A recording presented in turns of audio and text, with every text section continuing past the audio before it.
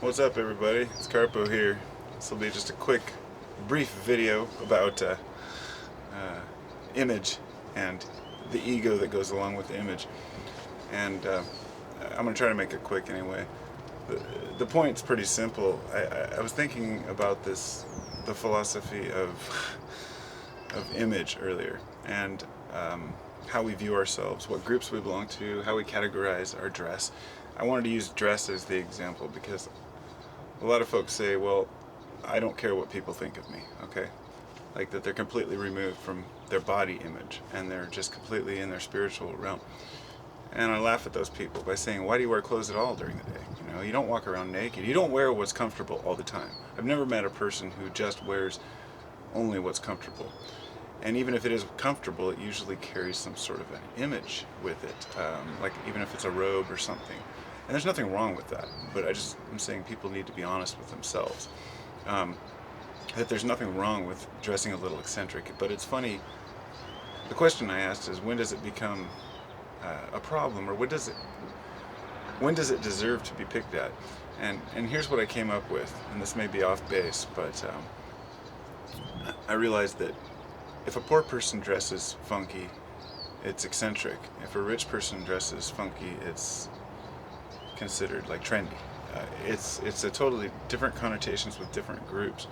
So what I've realized is that being an individual is awesome. I wear all kinds of weird funky clothes, and I realize that I do it because it is important to me to be myself, but at the same time, you know, I'm obviously not just wearing anything. I mean, I find particular clothes. I mean, everybody does. Everybody's picked through their shirts to find the one they want to wear that day. Why? That's image. There's nothing wrong with it.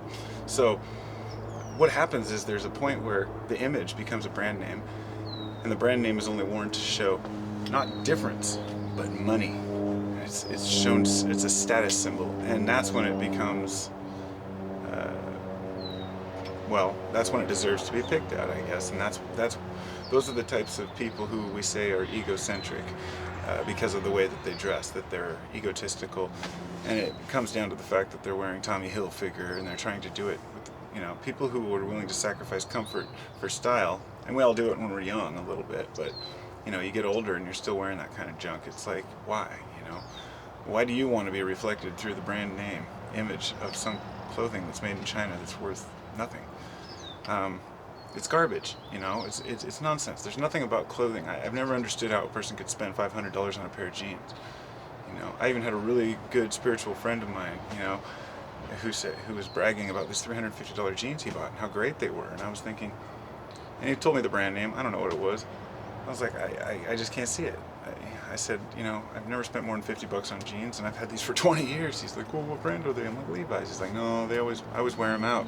It's like, that's the attachment to that image, that money, that these clothes show that I have cash, and you see it to an extreme degree with certain people, and I don't even recognize brand names. Like I wouldn't know if somebody was carrying a fancy purse or non-fancy purse. I do know one, I can't remember what it's called now.